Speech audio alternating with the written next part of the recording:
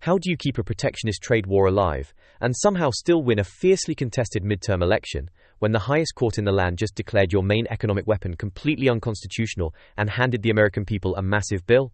This is Critical Path, where we explore stories and innovations about our global supply chain that connect our world to your everyday life. Imagine, if you will, the ultimate fiscal nightmare. It is February 20th, 2026. You are sitting in the United States Treasury, drinking your morning coffee, perhaps admiring a nice spreadsheet, when suddenly, a judicial haymaker lands squarely on the jaw of the federal budget. The Supreme Court of the United States, in a stunning 6-3 decision, has just handed down a ruling in a landmark case called Learning Resources, Incorporated versus Trump. Now, Learning Resources sounds like a company that sells wooden blocks and colorful abacuses to kindergartens, but on this day, they delivered a masterclass in constitutional hygiene.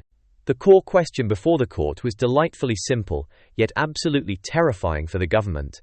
Can a president indefinitely tax foreign goods by just standing up and declaring a state of emergency? For decades, administrations have treated a piece of legislation known as the International Emergency Economic Powers Act, or IEEPA if you enjoy terrible acronyms, as an all-access VIP pass for executive action. It was the ultimate legislative cheat code. Under the administration's sweeping America First agenda, this act was the engine behind what they dubbed the Liberation Day tariffs. These were blunt force trauma duties of 10% to 25%, slapped onto goods from nearly every trading partner the United States has.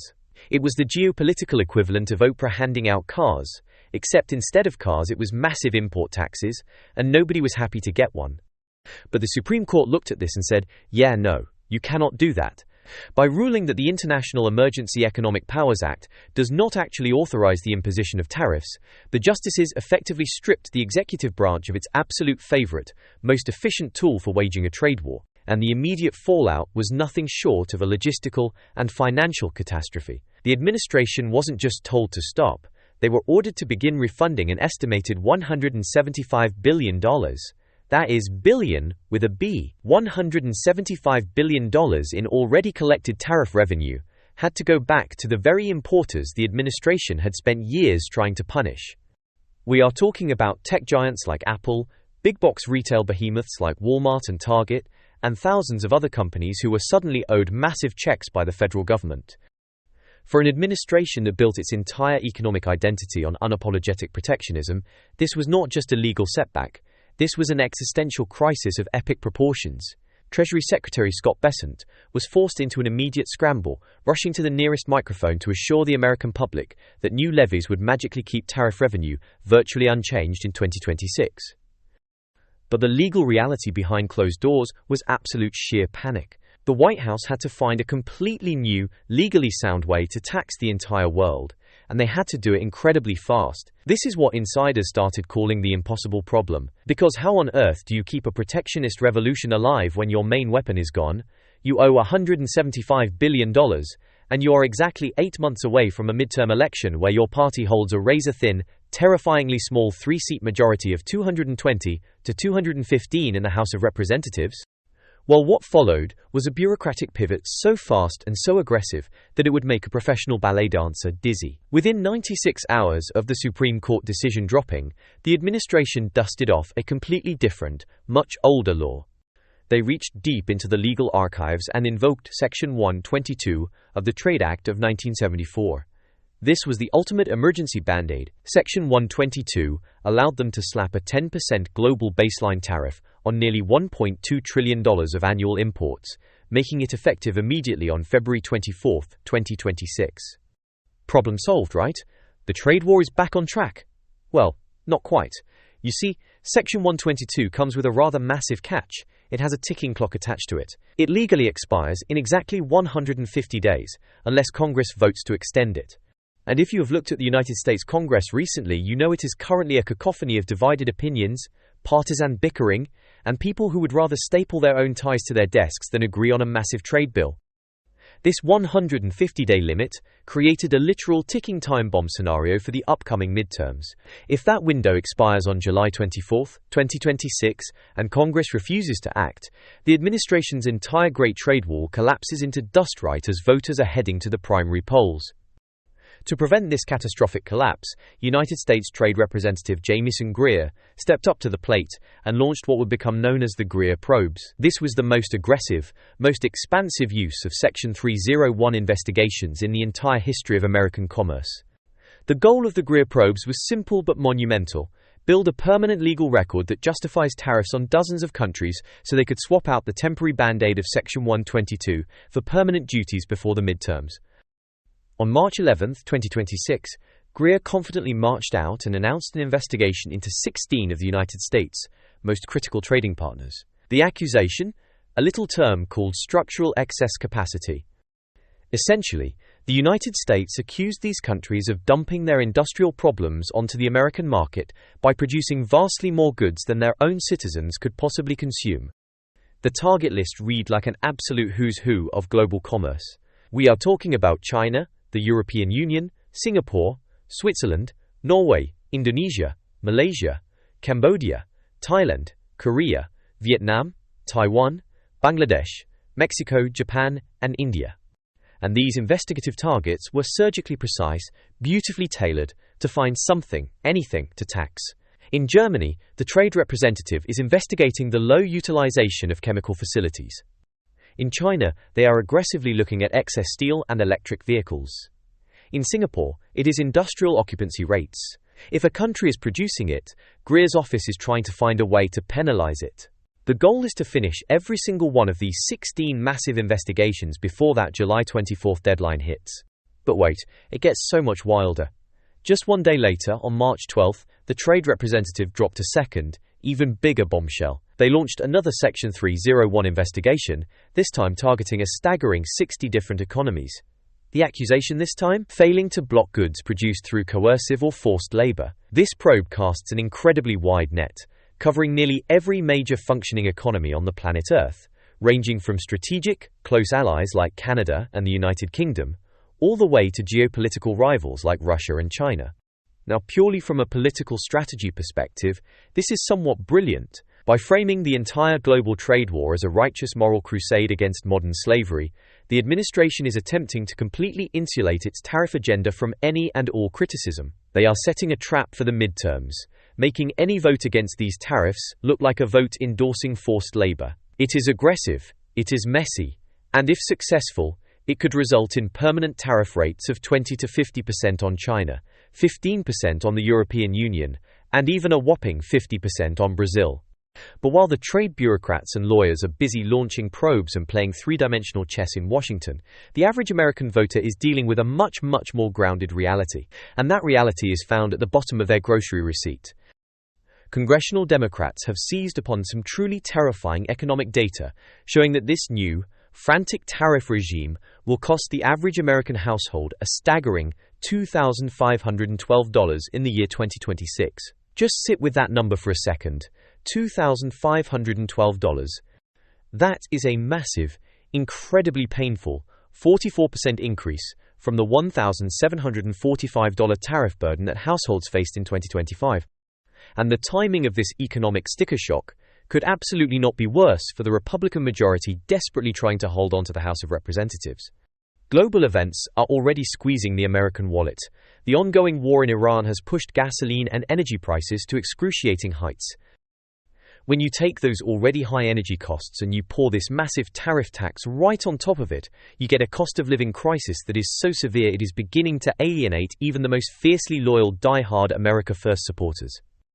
Economic modeling from the Tax Foundation paints a grim picture. It shows that these broad tariffs effectively act as a highly regressive tax. This means they hit the bottom 20% of earners the absolute hardest. Why? Because lower-income families spend a significantly larger share of their total income on the very physical goods, like food, clothing, and basic household essentials, that are physically crossing borders and getting slapped with these new taxes. And it isn't just everyday consumers who are feeling the squeeze. For American businesses, the 2026 tariff landscape has morphed into a waking supply chain nightmare. Let's look at the big players first. Massive legacy manufacturers are bleeding cash. Ford Motor Company has reported that tariff-related costs have hit them for a cool $1 billion. Stellantis is right behind them, reporting a hit of $700 million. The administration continuously claims that these tariffs are designed to protect American jobs and American manufacturing, but the reality on the actual factory floor is wildly complex and deeply painful. Companies like John Deere and defense giant Lockheed Martin are facing hundreds of millions of dollars in unexpected added costs just to acquire the basic parts and raw materials they need to build their products. Because of this, these massive corporations are being forced into a brutal game of would you rather. Would you rather wildly raise prices on your consumers, or would you rather slash your own research and development budgets to make up the difference? Neither option is particularly great for the future of American industry. But if you think the corporate giants are having a bad time, wait until you hear about the small businesses. They are getting utterly crushed. Take the story of Dr. Charlie Elrod. Charlie runs a small, natural health product company specifically for livestock. It is a niche, vital business. Because of the administration's tariffs on imports coming from Brazil, Dr. Elrod saw his operating costs instantly skyrocket by an unbelievable $1 million. Now, unlike a behemoth like Walmart or Ford, Dr. Elrod does not have a dedicated, highly paid team of international trade lawyers sitting in a glass boardroom ready to file complex legal paperwork for exclusions or Senkali drawbacks. He just has to eat the cost. And after 6 grueling months of trying to absorb that $1 million hit, he was finally forced to raise his prices by 5%. This single action led to lower profitability for his company and completely stagnant hiring. He couldn't grow. This phenomenon has been dubbed the Boo Small Business Squeeze, and it is so pervasive that over 1,000 different companies have filed lawsuits against the federal government, desperately seeking their own piece of that $175 billion refund mandated by the Supreme Court. All of this economic pain, all of this legal chaos, and all of these international probes are barreling toward one singular, monumental event, the 2026 midterm elections. These midterms are no longer just about standard partisan politics.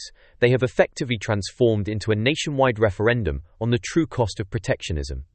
Remember, Republicans currently hold that incredibly delicate majority of 220 to 215. And if we look back at historical data from the trade wars of 2018, it paints a very clear, very ominous picture for the incumbents. Voters are more than willing to absolutely punish the party in power when trade wars go sideways and prices go up. Research has explicitly shown that in 2018, Republican House candidates heavily lost support in the very counties that were most exposed to tariff retaliation from other countries. That specific backlash accounted for a net loss of 10 House seats. If that exact scenario repeats itself in 2026, that is more than enough to completely flip control of the chamber. And nowhere is this political battlefield more intense, more localized, and more critical than in the great state of Pennsylvania, the absolute epicenter of the 2026 storm. The Keystone State features 4 highly competitive congressional races that could literally determine the entire balance of power in Washington. Let's zoom in on Pennsylvania's 7th District, located in the Lehigh Valley. Republican Representative Ryan McKenzie flipped this seat back in 2024 by the absolute skin of his teeth, securing just exactly 50% of the vote. Political analysts call this the purest swing seat in the country. The voters here are incredibly working class and highly sensitive to manufacturing costs. Democratic challengers are currently having a field day, framing McKenzie as the architect of what they call the Lehigh Valley tax. They are aggressively pointing to that 10% global baseline tariff, the temporary band-aid, as a direct, devastating hit on the region's core industrial base. Then you travel up to Pennsylvania's 8th District, around Scranton. Here, freshman Republican Rob Bresnahan is facing a scandal so perfectly constructed for attack ads, it almost feels scripted. Bresnahan is facing intense scrutiny over his personal stock portfolio. Deep dive financial analysis revealed that Bresnahan reported dozens of incredibly well-timed stock trades, worth as much as $6.56 million, right during the absolute peak of the Liberation Day tariff volatility back in April of 2025. Think about the sheer optics of that. You have a sitting congressman potentially profiting millions from market chaos, while his own constituents back home in Scranton are struggling to pay more for milk, bread, and gas because of those very same tariffs. It is a political gift wrapped in a bow for his Democratic challengers. And finally, look at Pennsylvania's 10th District in Harrisburg. Incumbent Scott Perry, a well-known stalwart of the Freedom Caucus, managed to win his last race in 2024 by just a single, lonely percentage point. Now, he is fighting a grueling two-front war. He is facing a fierce primary challenge from within his own party, and a remarkably strong general election opponent in Janelle Stelson. Stelson is not pulling any punches. She has already raised over $2 million by aggressively focusing her entire campaign message on the high cost of Perry's trade wars. But it is not just the Rust Belt and the blue-collar manufacturing hubs that are feeling the pain. Let's travel out to the Midwest, to the agricultural heartland. This region was once an absolute stronghold for pro-tariff sentiments, but that foundation is beginning to severely crack. Why? Because China is not stupid. When the United States slaps tariffs on them, they hit back with a strategy of politically targeted trade retaliation. And they decided to hit the heartland exactly where it hurts the most, the massive soybean and corn markets. In 2025 alone, United States agricultural exports to China were absolutely decimated, falling by half. Beijing deliberately and strategically shifted its massive agricultural purchases down to South America to effectively de-risk its own food supply and punish American farmers in the process. In states like Iowa and Nebraska, the mood is incredibly grim. The numbers are staggering. Iowa alone suffered $1.46 billion in annualized trade losses purely due to these retaliatory tariffs. If you are a hard-working soybean farmer sitting in a crucial swing county, the administration's loud, proud promise of economic protection feels like a bitter betrayal. Sure, the federal government eventually stepped in and announced $27 billion in financial subsidies to help offset these massive losses. But for many fiercely independent farmers, this feels insulting. They feel like they are being forced onto a massive welfare program to solve a problem that the government completely created in the first place. This intense agricultural heartbreak is exactly why political strategists are feeling incredibly bullish about picking up seats in traditionally deep red districts in states like Minnesota and Montana, where farmgate economics, the actual money a farmer makes, almost always overrides strict partisan loyalty. Meanwhile, down south and across the globe, there is a massive geopolitical chess match playing out in the technology sector under a policy known as Pax Silica. The administration is desperately attempting to use brutal tariffs to force a complete decoupling of the American semiconductor industry from Chinese supply chains. They cranked the tariffs on Chinese microchips up from 25% to a staggering 50%. This move was designed to force massive companies like ABB and Siemens to pack up their assembly lines and move them to Mexico, where they could take advantage of the USMCA duty-free trade status. But remember the Greer Probes? This is where the policy eats its own tail. Those same probes have aggressively targeted Mexico for excess capacity. The administration is convinced that sneaky Chinese companies are simply rerouting their goods through Mexican factories to bypass the United States duties. This has created an absolutely paradoxical, mind-bending situation. Mexico's trade surplus with the United States exploded to a record $25 billion in 2025, all while the administration was simultaneously threatening to slap a 25% tariff on Mexican steel and aluminum. If you're a voter living in a high-tech district in Silicon Valley or Austin, Texas, you don't care about the geopolitical posturing, you just care about the results. And the result is a massive, debilitating increase in the cost of what the industry calls populated boards and electronic sub-assemblies.